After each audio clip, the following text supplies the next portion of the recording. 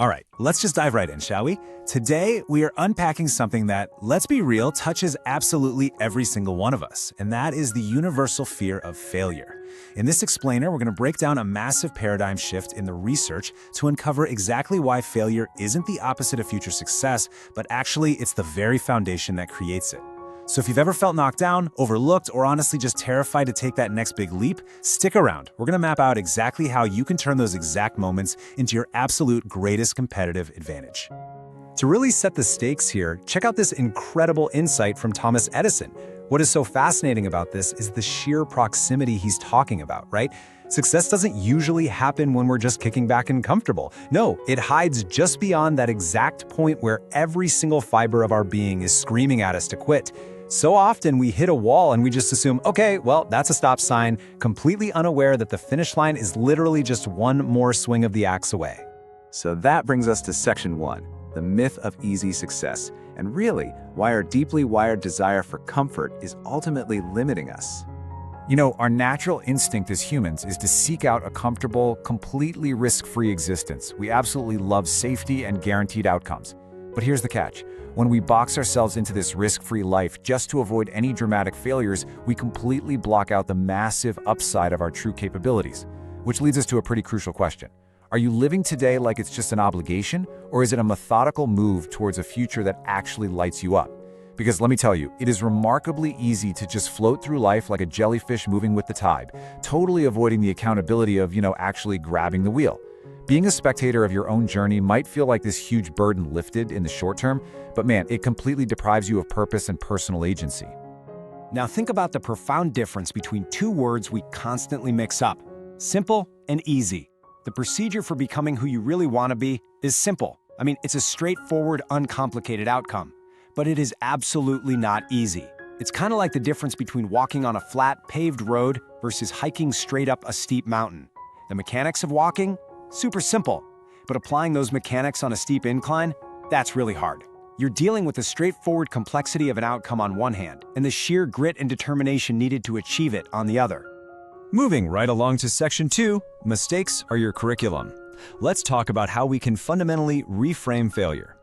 So instead of looking at rejection as a big glaring stop sign, we need to look at this 5-step cyclical process of growth. You literally cannot level up without passing the tests. And passing those tests means you're going to get things wrong a few times first. Okay, so step 1, realize there's more out there. Your current ceiling is about to become your brand new floor. Step 2, you acquire the courage to step into the unknown.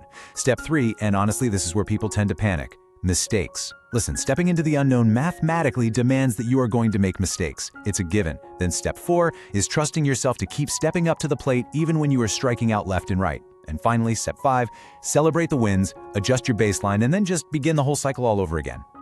Which brings us to the iceberg of rejection. Think about it. When you get overlooked or rejected, that is just the visible tip of the iceberg poking above the water. It's really just a tiny piece of feedback, prompting a little self-reflection. But true, lasting success, that relies on the massive, hidden foundation underneath the water, which is your self-belief and your absolute trust in the process. When that underwater foundation is solid, those little rejections bobbing on the surface, they simply don't have the power to sink you. No way. All right, section 3, reclaiming your personal agency. This is all about why you really have to drop the victim mindset. You have got to trade in that passive mindset. There is a massive, massive gap between believing life is happening to you and realizing life is actually happening for you. Look, we live in a world where projecting blame feels really good in the short term, right? But dropping that victim mentality is literally the only bridge to a better tomorrow. When you make that mental shift, suddenly every piece of adversity, every single painful failure, it's no longer seen as some sort of divine punishment. Instead, you view it as a direct invitation to stretch, to evolve, and to actually rise to the occasion. To really ground this idea, there is this incredibly powerful anecdote from the actor Will Smith about his childhood and his mother. After being physically struck by his father in a deeply abusive moment, she stood right back up and said, "You can hit me, but you can't hurt me." And wow, that just profoundly illustrates the absolute superpower of separating an external, painful event from your internal reaction to it. The outside world can and will inflict situations upon you, but you, and literally only you, are responsible for what that situation means to your identity. And if you ever doubt your ability to handle that internal reaction, just look at this number, 100%. That is your survival rate for your absolute worst, most disastrous, most painful days. You have stood face to face with the absolute biggest curveballs life could possibly throw at you, and you are literally undefeated in your ability to move through that adversity. Undefeated. Moving into Section 4, the 22-second rule. Let's talk about building some practical resilience here. So how exactly do we take that 100% survival rate and actively push our boundaries even further? We do it through this concept called the 22-second rule. It actually stems from the story about a completely grueling treadmill workout. The idea was that, regardless of how completely exhausted the runner was, they would always force themselves to add exactly 22 extra seconds to the very end of the run. Why? Because it proved, both physically and mentally, that the perceived end is never really the end. There's always an extra 22 seconds, just a little bit more left in the tank to give. And if we connect that 22-second rule back to our broader theme today, it just perfectly echoes this ultimate truth from the Dalai Lama. The only way to fail is to quit. You see, no one ever actually stops because they physically cannot take another 22 seconds. They stop because they look at the entire mountain and they decide, nope, that's impossible, completely forgetting that the mountain is really just a collection of small rocks. And here's the thing, those tiny extra 22-second efforts, they build serious mental armor.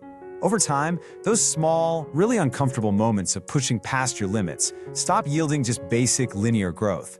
They compound. And eventually, you look over your shoulder and you realize that your trajectory has transformed into explosive exponential growth.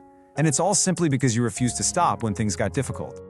All right, on to our final section, Section 5, Build with what you have.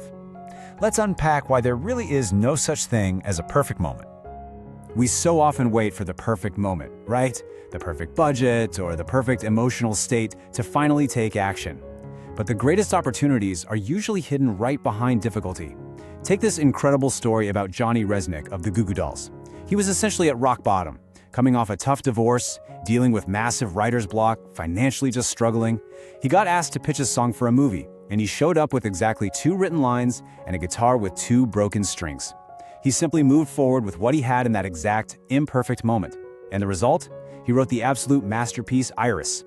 It just proves you really don't need a perfect plan or endless resources. You just need to start assembling the pieces you currently hold in your hands. Similarly, look at Tiger Woods. After facing just immense public adversity, brutal injuries, a devastating car accident, he returned to the Masters. And after struggling through that first day just to make the cut, he simply noted, "I've given myself a chance." And that is so powerful because it doesn't matter what happened yesterday or how incredibly broken your plans might look today. By simply showing up with whatever pieces you have left, you are giving yourself a chance to rebuild. Ultimately, failure is entirely inevitable if you are striving for anything remotely meaningful in this life. So I want to leave you with this question. When you face your next big setback, will you view your vulnerability as a crack in the armor, just another reason to shrink back into comfort? Or will you embrace the chaos and use it as the strength to love, to grow, and to try again? Your next failure is merely the launch pad for your ultimate success, if you choose to let it be. Thank you so much for joining me on this explainer, and I really hope you take these lessons and go build something absolutely incredible today.